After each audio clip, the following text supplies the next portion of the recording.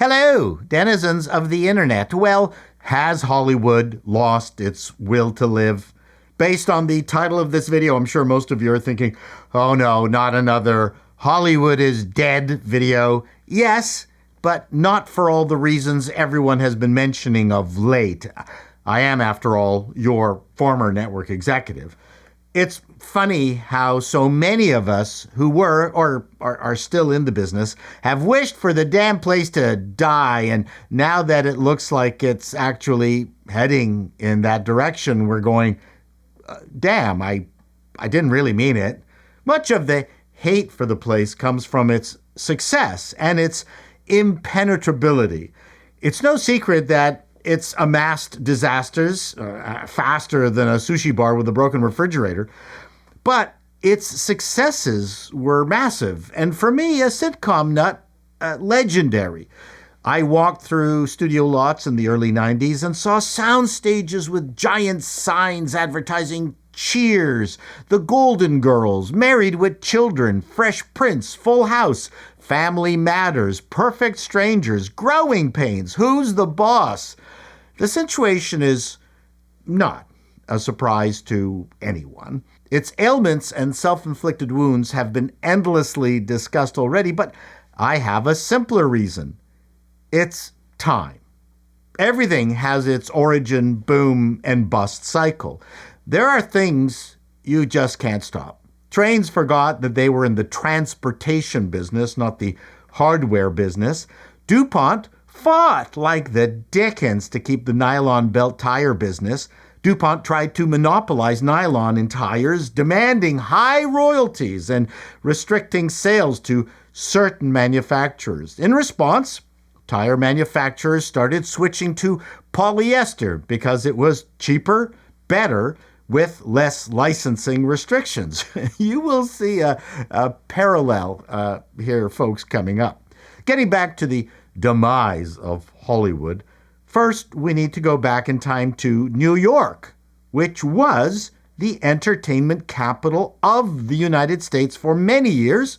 From the late 1800s to the early 1900s, a stretch of 28th Street was lined with music publishers' offices where composers and lyricists worked. It was called Tin Pan Alley. It's where radio shows were created. And of course, there was Broadway. Most of us either have fond memories of the place or have had someone else's fond memories of the place implanted into our brains through movies or documentaries. Ironically, even with the fairly successful run of monster productions these days like Cats, Hamilton, Les Miserables, those are just fast food musicals, mere echoes in comparison to the golden age.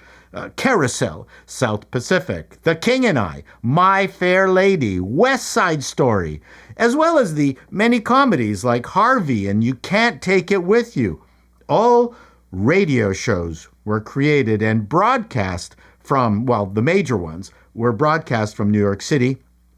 The first regularly scheduled television broadcasts were mostly in New York City because it was the center of radio broadcasting, talent, and media infrastructure. My point is, even with all that business, all that talent, all that production, there was nothing New York could do to stem the tide of Hollywood taking over. It didn't help that Thomas Edison held many of the key patents for cameras, projectors, and film technology through the Motion Picture Patents Company. The MPPC tried to control film production, distribution, and exhibition in the U.S.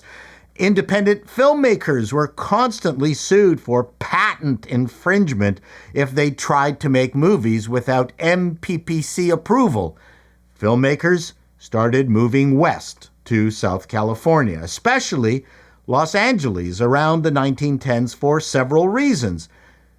Distance from Edison's lawyers in New Jersey, sunshine and mild climate, diverse landscapes, cheap land and labor, far less expensive than New York or New Jersey. Damn, this is looking a lot like that old saying, Those who don't learn from history are doomed to repeat it. Hollywood has forgotten that it was in the entertainment business, not the shareholder value business. Though, ironically, most of us complainers will tell you that they are connected, but don't tell that to a hedge fund manager. You can't stop entropy. Today, Broadway is pretty much just a destination for tour buses filled with the near-dead in support hose. What happened to New York City was inevitable, as it is with Los Angeles, as with any business that eventually choke on their own success. Businesses with strong leadership have a better chance of turning things around because they can apply restraint. Cities, we all know, refuse to control greed and corruption, and any politician who preaches restraint, they'll be tossed. And the advantage LA had for decades was that making movies and TV shows needed expensive infrastructure, technical talent, sound stages, cameras, and big lights. Every soundstage had its own set of massive transformers. With technical advancements, little of that infrastructure is required anymore, especially on the electricity side. Huge sound stages are popping up, and talent can be found everywhere. We, up here in Canada, had a slightly different problem.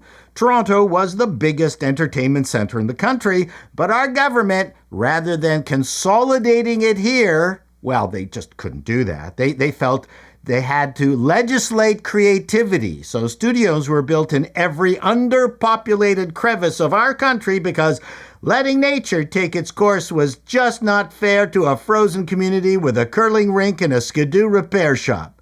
Anyway, you get my point. I don't believe there is anything stopping Hollywood's demise. LA has lost anywhere from 27,000 to 42,000 jobs since the 2023 strikes. That was a great idea. Going further back during the early plague that cannot be named months, the creative economy in Greater Los Angeles reportedly lost 937,000 jobs. Look, don't get me wrong. I'm not gloating. The centralization of all that business is useful. Much of what makes Hollywood fun are the people. That hasn't changed. There's nothing like connecting with someone who knows someone, jetting between Georgia, Arizona, Toronto, Vancouver, and Nevada, just to make connections seems like a chore. Congratulations, Hollywood and Silicon Valley. You've managed to make something special, nothing special. Remember when everything was special? Almost comically so. Apart from the big stars like Frank Sinatra, Paul Newman, Faye Dunaway, Henry Fonda, Audrey Hepburn, John Wayne, etc., you could even get us excited about Carol Wayne appearing on The Match Game. That's what Hollywood did really, really well. Everything was special, even when it wasn't. Hollywood was tabloid fodder. Oh my God, Shelley Winters is really packing on the pounds. Big stars alone would get you excited about going to the movies. And let's not forget about network TV. September wasn't when your urchins went back to school. No, it was the launch of a new television season. We don't react well to chaos. And guess what streaming brought? Yes, chaos and disorder. User experiences that fill me with anxiety every time I have to negotiate the organizational minefields of Netflix, Amazon, Apple TV, Disney, HBO Max, Tubi, and Pluto TV. We have gone from excitement and comfortable routine to chaos and boredom. Can someone tell me when watching movies and TV shows became such a chore?